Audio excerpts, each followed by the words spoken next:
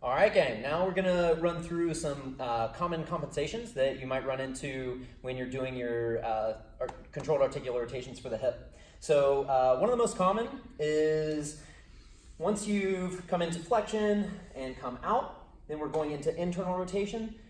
There's sometimes a common arch to the low back that doesn't actually help this hip articulate. So in order to counteract that, we're gonna brace in the abs, keep that nice and stable to fight against that.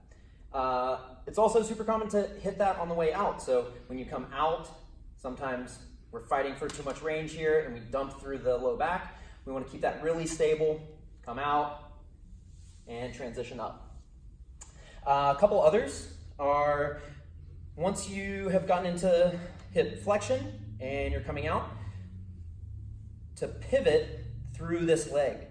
This is an articulation of this hip and not this one. So this is your only working hip that we're focused on here. So we want to get really strong here and think about opening the hips as like the pages of a book. So as this knee goes out, I'm also fighting for this hip to open that way to keep it nice and stable before the rest of the articulation.